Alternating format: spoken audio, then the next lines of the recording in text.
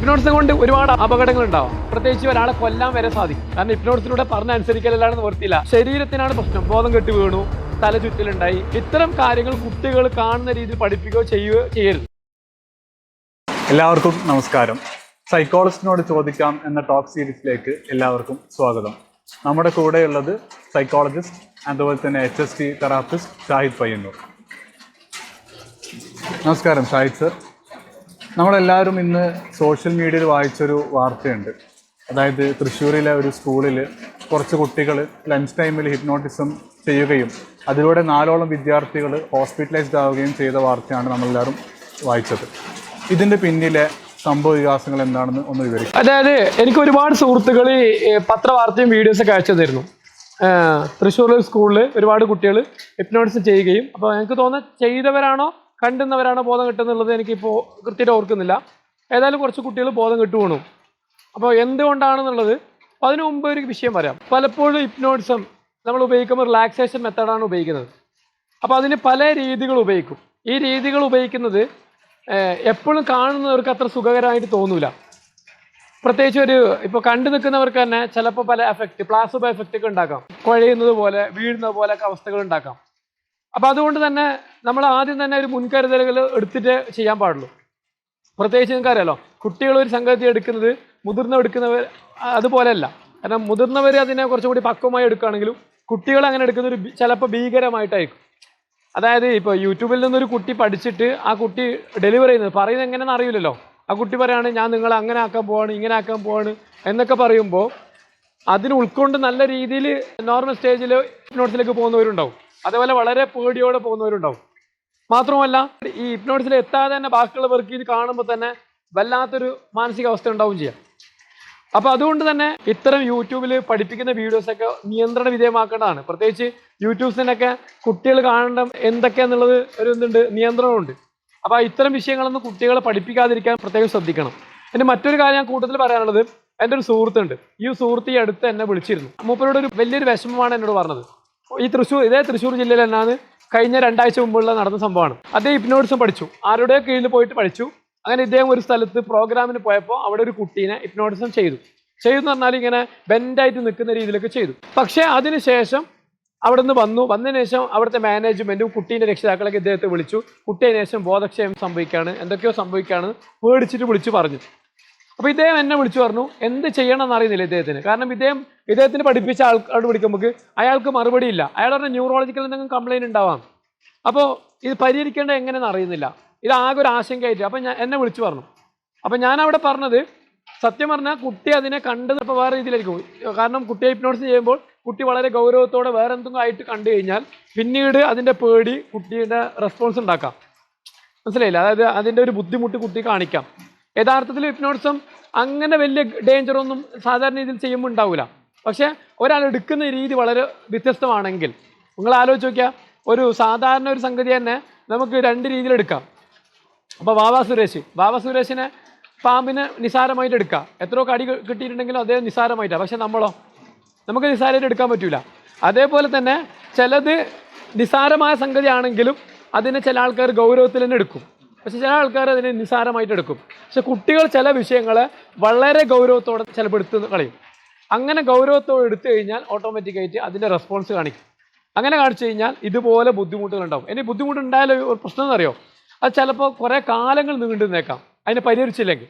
കാരണം അവിടെ ബാധിക്കുന്ന വിഷയം ശരീരത്തിനല്ല. ആൾക്കാർ നോക്കുമ്പോൾ ശരീരത്തിനാണ് പ്രശ്നം. ബോധം കെട്ട് വീണു, തല ചുറ്റലുണ്ടായി, അപ്പോൾ തലവേദന ഉണ്ടായി, മറ്റു കാര്യങ്ങളൊക്കെ ഉണ്ടായി, ഫിറ്റ്സ് ബാധിച്ചു. അപ്പോൾ ഇതൊക്കെ ശരീരത്തിനാണ് ബാധിച്ചത്. പക്ഷെ അല്ല, യഥാർത്ഥത്തിൽ മനസ്സിനാണ് ഇതിൻ്റെ പ്രശ്നം ഉണ്ടായിട്ടുള്ളത്. അപ്പോൾ മനസ്സിന് ഇതിൻ്റെ സിമ്പിൾസിറ്റിയും ഇതങ്ങനെ നല്ല എന്നുള്ളതും ഇതിൻ്റെ നിസാരതയും ഇതങ്ങനെ പേടിക്കേണ്ടതൊന്നുമില്ല എന്ന് മനസ്സിനെ ബോധ്യപ്പെടുത്തണം. മനസ്സിനെ ബോധ്യപ്പെടുത്തുകയാണെങ്കിൽ അത്ര എളുപ്പത്തിൽ സാധ്യമല്ല. ജസ്റ്റ് ഒരു ഉപദേശം കൊണ്ട് പോരാ. അപ്പോൾ ശരിക്കും പറഞ്ഞു കഴിഞ്ഞാൽ ഈ കുട്ടികളെ തന്നെ ശരിക്കും ഒരു കൗൺസിലിങ്ങിന് വിധേയമാക്കിയില്ലെങ്കിൽ പണി കിട്ടുമെന്ന് അർത്ഥം. ഒന്നും കൂടി പറയാം, ഇത്തരം കാര്യങ്ങൾ കുട്ടികൾ കാണുന്ന രീതിയിൽ പഠിപ്പിക്കുകയോ ചെയ്യുകയോ ചെയ്യരുത്. അപ്പോൾ ഷാഹിദ് സർ, ഈ ഹിപ്നോട്ടിസത്തിൻ്റെ അപകടങ്ങൾ എന്തൊക്കെയാണ് ഒന്ന് വിവരിക്കാമോ? ഇപ്പോൾ ഈ വിഷയത്തിൻ്റെ ബാക്കിയായിട്ട് നമുക്ക് പറയാം. ഹിപ്നോട്ടിസം കൊണ്ട് ഒരുപാട് അപകടങ്ങൾ ഉണ്ടാവാം. പ്രത്യേകിച്ച് ഒരാളെ കൊല്ലാൻ വരെ സാധിക്കും. എങ്ങനെ കൊല്ലാൻ സാധിക്കും? ഉദാഹരണം പറയുകയാണെങ്കിൽ നമുക്ക് പേടി അമിതമായി കഴിഞ്ഞാൽ എന്തായിരിക്കും സംഭവിക്കാം? ഇപ്പം നമ്മളെ മുമ്പിൽ ഒരു പാമ്പിനെ ഇങ്ങനെ കൊണ്ടുവരാണ്, പാമ്പിനെ ഇങ്ങനെ കൊണ്ടുവന്ന് പിന്നെ ഇപ്പോൾ നിങ്ങളെ കൊത്തിക്കും എന്നൊക്കെ പറയുകയാണ് ഇങ്ങനെ. അപ്പം നമ്മൾ ആകെ വിറച്ച് പുറകോട്ട് പോകും അല്ലേ. ഇനി അവിടെ തന്നെ ഒക്കെ ആണെങ്കിൽ പാമ്പ് കൊത്തിയില്ലെങ്കിൽ നമ്മൾ പേടിച്ചിട്ടെങ്കിൽ നമ്മൾ ബോധം കിട്ടി വീഴും, ചിലപ്പോൾ ഹാർട്ട് അറ്റാക്ക് വരെ സംഭവിക്കാം. അങ്ങനെ ഇപ്പം നിങ്ങൾ ആലോചിക്കുക. പക്ഷേ ഇവിടെ എന്താ അറിയോ, നമ്മൾ നേരിട്ട് നമ്മളൊരാൾ പേടിപ്പിക്കുമ്പോൾ നമുക്ക് അതിൽ നിന്ന് രക്ഷപ്പെടാനുള്ള മാർഗ്ഗമുണ്ട്. അവിടുന്ന് ഓടാം, ചാടാം, അല്ലെങ്കിൽ അതിനെ അയാളെ എതിർക്കാം, അല്ലെങ്കിൽ നീ അങ്ങനെ ചെയ്യരുത് എന്ന് പറഞ്ഞിട്ട് അയാളോട് അതിൻ്റെ എതിരായിട്ട് കാര്യങ്ങൾ പറയാം. പല ഓപ്ഷൻസ് ഉണ്ട്. പക്ഷേ ഹിപ്നോസിസിലൂടെ നമ്മൾ ഒരാളെ മയക്കിക്കെടുത്തി ഒരു പേടി ഉണ്ടാക്കുമ്പോൾ അപ്പോൾ അയാളോട് പറയാണ്, നിങ്ങളെ കയ്യിൽ ഇപ്പോൾ ഒരു വടി കൊടുത്തിട്ട് ഒരു പാമ്പാണ് ഉള്ളത്, ഇതിപ്പോൾ കുത്തു എന്ന് പറഞ്ഞു കഴിഞ്ഞാൽ അയാൾക്ക് അതിന് നിഷേധിക്കാൻ പറ്റൂല. കാരണം അയാൾ അത് പാമ്പായിട്ടാണ് കാണുന്നത്, മനസ്സിലാക്കുന്നത്. അയാൾക്ക് അതിനെ എതിർക്കാൻ പറ്റൂല, അയാൾക്ക് അങ്ങനെ അല്ല എന്ന് പറയാൻ പറ്റൂല, അയാൾക്ക് അതിനെ സ്വീകരിച്ചേ പറ്റൂ. അങ്ങനെ സ്വീകരിക്കുന്ന സമയത്ത് അതിൻ്റെ പേടി എക്സ്ട്രീം ആയി കഴിഞ്ഞാലോ ഹാർട്ട് അറ്റാക്ക് വന്നിട്ട് മരിക്കാൻ സാധ്യതയില്ലേ. അതായത് ജസ്റ്റ് പേടി കൊണ്ടുവരെ മരിക്കാൻ സാധ്യതയുണ്ട്. അപ്പോൾ അതുകൊണ്ട് തന്നെ ഹിപ്നോസിസ് ചെയ്യുന്ന ആൾക്കാർ ചെയ്യുമ്പോൾ വളരെ ശ്രദ്ധയോട് ചെയ്യണം. പ്രത്യേകിച്ച് ഞാൻ എൻ്റെ ഒരു അനുഭവം പറയാം.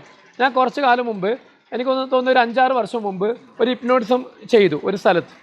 അങ്ങനെ കുട്ടികളെ കൊണ്ട് ഞാൻ ചിലപ്പോൾ പഠിപ്പിക്കാറുണ്ട്. കുട്ടികൾ എന്ന് പറഞ്ഞാൽ കോളേജ് കുട്ടികൾ കേട്ടോ, ചെറിയ കുട്ടികളല്ല, കോളേജ് കുട്ടികളെ കൊണ്ട് അവരെ കൊണ്ട് ചെയ്യിപ്പിക്കാറുണ്ട്.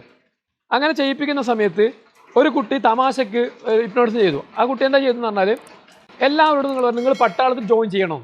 അതായത് ഹിപ്നോട്ടിസം ചെയ്ത ഒരു 5 ആളുണ്ട്, 5 ആളോടും പറഞ്ഞു നിങ്ങളൊക്കെ പട്ടാളത്തിൽ ജോയിൻ ചെയ്യണം. അപ്പോൾ ഇവർക്ക് മറ്റൊരു ഓപ്ഷൻ ഇല്ല. ഇവരെന്ത് ചെയ്യും? കാരണം ഹിപ്നോട്ടിസിലൂടെ പറഞ്ഞ അനുസരിക്കലാണെന്ന് നിർത്തിയില്ല, ഡീപ്പ് ലെവൽ എത്തിയാൽ പറഞ്ഞനുസരിച്ചേ തീരും.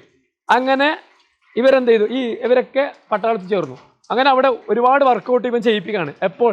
ഹിപ്നോട്ടിസിലൂടെ. ഹിപ്നോട്ടിസ് ചെയ്തിട്ട് അങ്ങനെ ചെയ്യും ഇങ്ങനെ ചെയ്യുന്നൊക്കെ പറയാണ്. അങ്ങനെ അവസാനം എനിക്കിത് കണ്ടിരിക്കുമ്പോൾ എനിക്ക് തന്നെ ഇവരുടെ മുഖത്തിലെ ആ ബുദ്ധിമുട്ട് ബോധ്യമാണ്. ഞാനിവിടെ കണ്ടു നിൽക്കുന്നുണ്ടല്ലോ.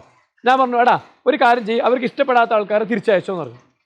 അങ്ങനെ ഇദ്ദേഹം മനസ്സിലോട് ചോദിച്ചു, നിങ്ങൾക്ക് ആർക്കെങ്കിലും ബുദ്ധിമുട്ടാവുന്നുണ്ടെങ്കിൽ തിരിച്ചു പോയിക്കോളും. അപ്പോൾ ആ സമയത്ത് ഇദ്ദേഹം പറയുന്നുണ്ട്, ഇടയ്ക്ക് പോയി കഴിഞ്ഞാൽ ഭാരതരത്നൊന്നും കിട്ടൂല കേട്ടാ, ഭാരതരത്നൊക്കെ കിട്ടണമെങ്കിൽ പൂർത്തിയായി ചെയ്യണം. അങ്ങനെ അതിലൊരു കുട്ടി പറഞ്ഞു എനിക്ക് തിരിച്ചു പോകണം.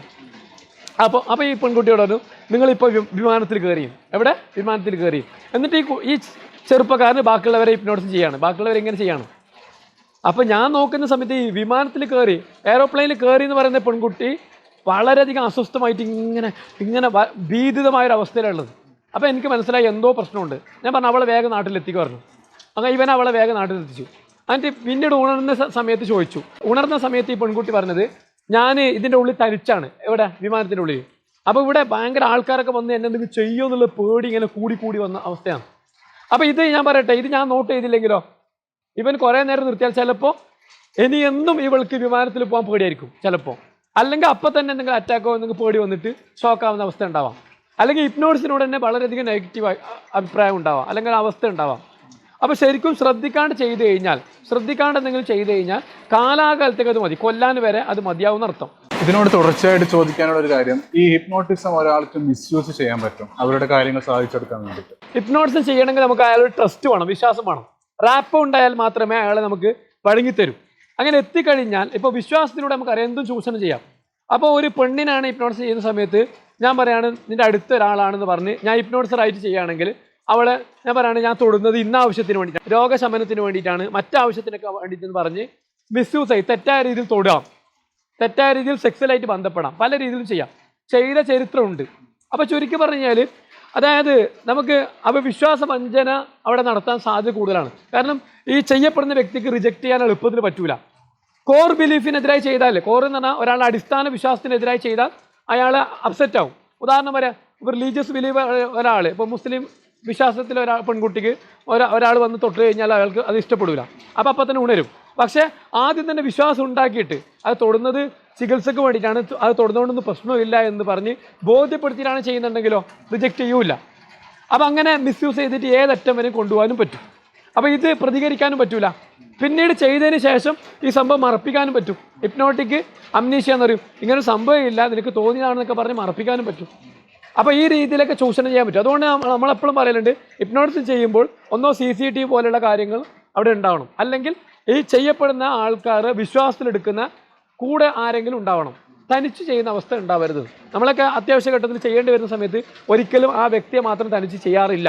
കാരണം എന്താ, ഈ മാനദണ്ഡം നമ്മൾ നോക്കേണ്ടതാണ്. അല്ലെങ്കിൽ പിന്നീട് ഇത് മറ്റൊരു വിഷയത്തിലേക്ക് എത്തുമെന്ന് അർത്ഥം. അവസാനമായിട്ട് ചോദിക്കാനുള്ള ഒരു ചോദ്യം, ഈ ഹിപ്നോട്ടിസം നമ്മൾ തെറാപ്പിയിൽ ഉപയോഗിക്കാറുണ്ടോ? ഹിപ്നോ തെറാപ്പി എന്നൊക്കെ കേട്ടിട്ടുണ്ട്, അതിന്റെ കാര്യങ്ങളൊന്ന് വിവരിക്കാമോ?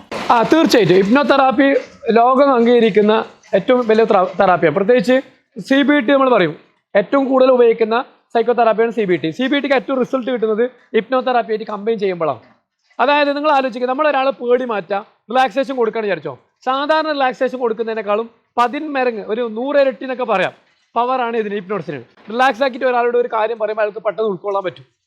അപ്പോൾ ഹിപ്നോട്ടിസിലൂടെ ഒരാളോട് പറയാണ്, നിങ്ങൾ ഈ ബിഹേവിയർ നമുക്കൊന്ന് ചേഞ്ച് ചെയ്യാം, അല്ലെങ്കിൽ ഈ രീതിയിലൊന്നും മാറ്റം വരുത്താം, അല്ലെങ്കിൽ ഇങ്ങനെ ഒരു ചിന്താഗതി നമുക്ക് മാറ്റി വരുത്താം എന്നൊക്കെ പറഞ്ഞു കഴിഞ്ഞാൽ പെട്ടെന്ന് ഉൾക്കൊള്ളാൻ പറ്റും. കണ്ടിന്യൂസ് ആയിട്ട് ഒരുപാട് പ്രാവശ്യം ഹിപ്നോട്ടിസ് ചെയ്തിട്ട് നമ്മൾ CBTയിൽ ഉപയോഗിക്കുന്ന ചിന്താ വൈകല്യങ്ങളൊക്കെ മാറ്റിയെടുക്കാൻ എളുപ്പത്തിൽ സാധിക്കും.